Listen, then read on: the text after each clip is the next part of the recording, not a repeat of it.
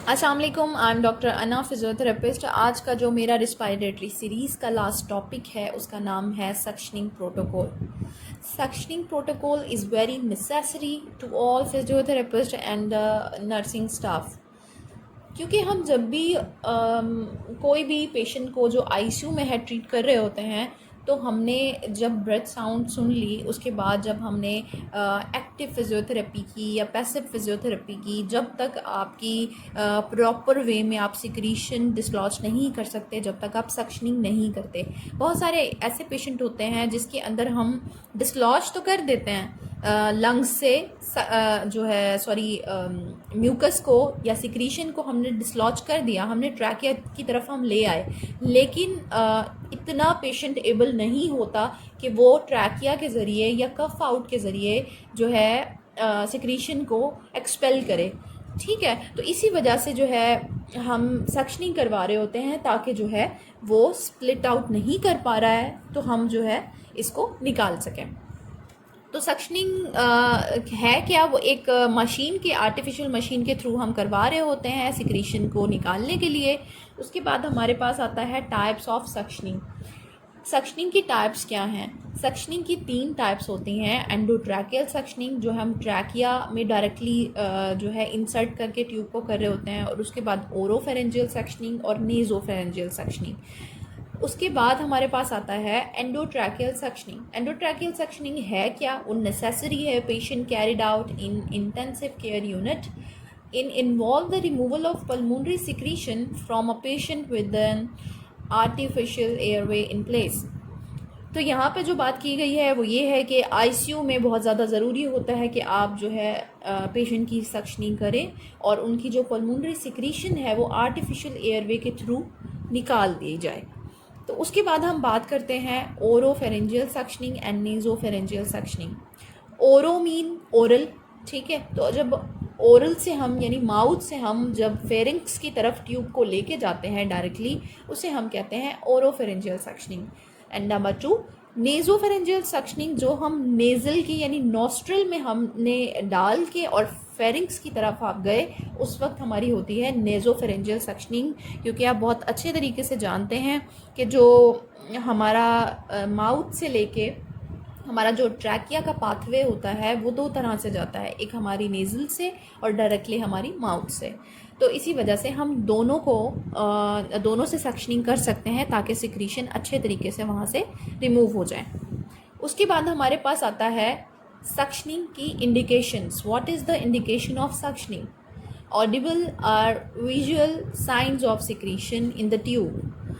ठीक है, तो इसमें जो है अगर हमें विजुअल साइंस मिल रहे हैं, सिक्रीशन हमें मिल रही हैं ट्यूब के अंदर, तो हम लोग सक्शनिंग डेफिनेटली करेंगे ताकि जो है ट्यूब से सिक्रीशन निकल जाएं और आसानी के साथ जो है पेशेंट की ब्रीदिंग परफॉर्म हो सके।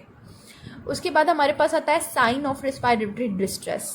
ज़्यादातर नर्सिंग को ये सारी चीज़ें इसी वजह से सिखाई जाती हैं, बताई जाती हैं, ताकि 24 घंटे जब पेशेंट के साथ नर्सिंग स्टाफ अवेलेबल होता है तो कभी भी डिस्ट्रेस के चांसेस होते हैं और हमारी सेचुरेशन ड्रॉप, पेशेंट की सेचुरेशन ड्रॉप होने के चांसेस होते हैं। तो डायरेक्टली हम जो है सिक्रीशन वहाँ से रिमूव करते हैं ताकि डिस्ट्रेस कम से कम हो। इसी वजह से सक्शनिंग परफॉर्म की जाती है। उसके बाद हमारे पास आता है डीसेचुरेशन, जो मैं बता चुकी हूँ, सेचुरेशन की कमी की वजह से भी हम सक्शनिंग करते हैं। Absent or decrease chest movement. अगर चेस्ट मूवमेंट डिक्रीज है या एब्सेंट है तो उस वजह से भी हमें पता चल सकता है कि सिक्रीशन यहाँ पे जमा हो चुकी है, जिसकी वजह से चेस्ट की मूवमेंट प्रॉपर नहीं हो पा रही है, तो तब भी हम सक्शनिंग करते हैं। इरिटेबिलिटी, इरिटेट हो रहा है पेशेंट बहुत ज़्यादा, तो उस वक्त भी हम सक्शनिंग करेंगे। कॉन्ट्राइंडिकेशन क्या है? Contraindication of suctioning. Number 1 bleeding disorder. अगर ब्लीडिंग हो रही है तो चांस होते हैं कि जब हम सक्शनिंग करते हैं तो वहाँ पे ट्रॉमा हो सकता है, तो इसी वजह से हम अवॉइड करेंगे, हम सक्शनिंग नहीं करेंगे। ब्रोंकोस्पाज्म, ब्रोंकोस्पाज्म ब्रोंक्योल्स पहले ही स्पाज्म में है, स्टिफ हैं, तो इस वजह से जब भी हम ट्यूब इंसर्ट करेंगे तो वहाँ पे भी प्रॉब्लम होगी, इंसर्ट सही तरीके से ट्यूब नहीं हो पाएगी, ट्रैकिया पूरा इरिटेट हो जाएगा, तो इस वजह से भी हम सक्शनिंग नहीं करेंगे। फेशियल इंजरी या फिर बेजल स्कल फ्रैक्चर है तो उस वजह से भी हम सक्शनिंग परफॉर्म नहीं करेंगे। सिवियर हीमोडायनामिक इंस्टेबिलिटी है उस वक्त भी हम सक्शनिंग परफॉर्म नहीं करेंगे। और ट्रैकियल फिस्टूला है, ट्रैकिया में ही फिस्टूला बना हुआ है तो उस वक्त भी हम सक्शनिंग परफॉर्म नहीं करते। उसके बाद हमारे पास आता है सक्शनिंग प्रोसीजर कि सक्शनिंग करते हम कैसे हैं और उसको परफॉर्म कैसे किया जाता है। अच्छा, तो हम सक्शनिंग प्रोसीजर स्टार्ट करते वक्त कुछ चीज़ों का ख्याल रखते हैं। कुछ स्टेप्स होते हैं जिसका हमने ख्याल रखना होता है। सबसे पहले तो आपने ग्लव्स लेने हैं, ग्लव्स पहनने हैं, क्लीन करना है अपने हैंड्स को, स्टरलाइज करना है और मास्क वेयर करना है। उसके बाद आपने सक्शनिंग कैथेटर को लेना है, सक्शन इक्विपमेंट को जो आपके पास काफ़ी तरह से मिलते हैं आजकल, जो है जार भी होता है, सक्शनिंग जार भी उसे कहा जाता है, वो आपने लेना है। पहले चेक करना है कि वो फंक्शन है, वो प्रॉपर वर्क कर रहे हैं। और प्रेशर जो है इक्विपमेंट है वो आपने लेना है, उनको टर्न ऑन करना है। 80 to 200 mmHg जो है हमारे पास होना चाहिए प्रेशर। फिर उसके बाद हम असेस करेंगे। Number 1 look, number 2 listen and number 3 feel. Look में हमारे पास क्या आता है? Observe skin colour and respiratory rate. Listen में हमारे पास क्या आएगा कि हम एयर के एंट्री को रीअसेस करेंगे। और उसके अलावा फील हम क्या करते हैं? इम्प्रूवमेंट देखते हैं और वॉल की मूवमेंट चेक करते हैं। फिर हम मॉनिटरिंग चेक करेंगे कि सैचुरेशन कितनी है, वो हम देखेंगे। पल्स रेट देखेंगे कितना है, अगर सब कुछ नॉर्मल है या सैचुरेशन अगर कम भी होती है तो उस वक्त भी हम सक्शनिंग प्रोटोकॉल देते हैं। ठीक है, तो ताकि जो है सक्शनिंग से सिक्रीशन निकाल दी जाए और उसके बाद फिर पेशेंट स्टेबल हो जाए। तो सक्शनिंग का हम देखेंगे कि किस तरीके से करेंगे। हमारे पास जो है 2 लोग होने चाहिए, यानी कि एक फिजियोथेरेपिस्ट और दूसरा कोई असिस्टेंट होना चाहिए या नर्सिंग स्टाफ में से आपके साथ होना चाहिए, ताकि जो है एक सक्शनिंग कर रहा हो और दूसरा आपको इक्विपमेंट्स जो भी कैथेटर्स या कोई भी स्टेरिलाइज जो आपको वाटर है वो प्रोवाइड करे, नॉर्मल सलाइन, ये सब चीज़ें आपको प्रोवाइड कर सके। तो वो आपके साथ होना ज़रूरी है। उसके बाद हम चलते हैं प्रोसीजर की तरफ के प्रोसीजर क्या होगा। तो आपने प्रेशर देख लेना है, प्रेशर कितना होना चाहिए वो मैं आपको पहले बता चुकी हूँ कि 80 to 200 Hg होना चाहिए इसका प्रेशर। और उसके साथ साथ आपने सक्शन जब ट्यूब डालनी है, आपने जब ओरल सक्शन ट्यूब डालनी है तो आपने किन चीज़ों का ध्यान रखना है। आप ले सकते हैं, एक एयरवे ट्यूब आती है उसको हम लेते हैं, इसलिए ये लिया जाता है ताकि पेशेंट का माउथ ओपन रहे और टंग स्टक ना हो एक जगह पे। ठीक है, तो वो हमने डाल देनी होती है। उसका भी एक प्रोसीजर होता है कि आप ये मैं स्टेप्स आपको दिखा रही हूँ कि सबसे पहले जो है हम माउथ में लेके जाएंगे। अच्छा, सबसे पहले इसकी मेजरमेंट करते हैं कि आपने जो आपका माउथ है, माउथ से लेके आपका जो एयर लोब है यहाँ तक आपने इसको चेक करना है कि यहाँ तक होनी चाहिए मेजरमेंट इसकी, कि यहाँ लेके हम जाएंगे। उसके बाद सबसे पहले इसको हम उल्टा करके डालेंगे और उसके बाद घुमा के इसको हम सीधा कर देंगे। ये हमने एडजस्ट कर दिया। एडजस्ट करने के बाद हम क्या करेंगे, इसके अंदर से हम ट्यूब लेके जा सकते हैं तो हमें डायरेक्टली हम जो ट्रैकिया तक हम चले जाते हैं आसानी से। अगर एक्सपर्ट हैं तो वो डायरेक्ट पे लेके चले जाते हैं। थोड़ा सा टिल्ट करते हैं हेड को टिल्ट करने के बाद ताकि जो है एक्सटेंशन में चली जाए नेक और आसानी के साथ हमारी एयरवे खुल जाए। तो वो हम करेंगे, चिन टक करेंगे। ये करने के बाद हम सक्शनिंग परफॉर्म करेंगे। अब सक्शनिंग का टाइम ड्यूरेशन क्या होता है कि आपने कितने टाइम के लिए सक्शनिंग करनी होती है। 15 सेकंड तक आप अपनी ट्यूब को, जो सक्शनिंग ट्यूब है या कैथेटर है, उसको हम माउथ में लेके जाते हैं, ट्रैकिया तक लेके जाते हैं और उसके बाद हम निकाल लेते हैं। यानी कि 15 सेकंड से ज़्यादा हमने ट्रैकिया में नहीं रखना होता ट्यूब को, क्योंकि उसकी वजह से डिस्ट्रेस होना शुरू हो जाता है। ठीक है, 2 से 3 दफ़ा आपने ये परफॉर्म करना है, ज़्यादा नहीं करना है। और उसके अलावा सबसे पहले जब हम ट्यूब डालते हैं तो उस वक्त हम स्टिमुलस देते हैं कि जब भी कोई भी चीज़ आप फिंगर डालते हैं या कोई भी ऐसी चीज़ है जो आपने ट्रैकिया तक आप लेके जा रहे हो, तो फ़ौरन से एक रिफ्लेक्स आता है जिसे हम कफिंग रिफ्लेक्स कहते हैं। तो वो एक स्टिमुलस होता है। तो कफिंग रिफ्लेक्स एक बहुत अच्छा रिफ्लेक्स होता है जिसकी वजह से आपकी सिक्रीशन खुद ब खुद ट्रैकिया तक आने लग जाती हैं। तो हम स्टिमुलस देते हैं और उसके बाद फिर हम सक्शनिंग परफॉर्म करते हैं।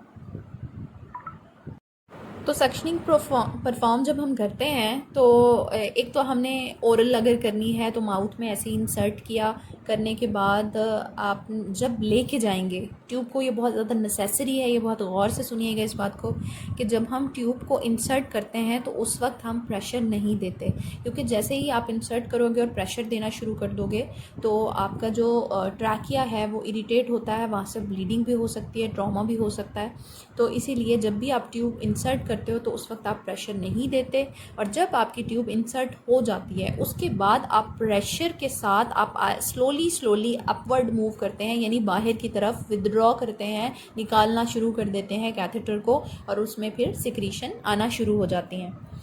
ठीक है, उसके बाद आप निकाल लेंगे और उसके बाद जब दोबारा आप इंसर्ट करते हैं तो उस वक्त भी आप प्रेशर को रिमूव कर देते हैं हैंड से, और उसके बाद जैसे ही अंदर की तरफ आप पूरा लेके जाएंगे और होल्ड करेंगे, और उसके बाद आपने प्रेशर रखना है, प्रेशर देना है 15 सेकंड के लिए आप अंदर ही रखेंगे और स्लोली आप मूवमेंट करेंगे ताकि जो है यहाँ वहाँ के जो माउथ में सिक्रीशन है या आपकी ट्रैकिया में सिक्रीशन है वो स्टिमुलस की वजह से भी और ट्यूब के मूव करने की वजह से भी जब प्रेशर पड़ेगा तो आपकी सारी सिक्रीशन जो पेशेंट की सिक्रीशन है वो आपकी ट्यूब में आ जाएंगी।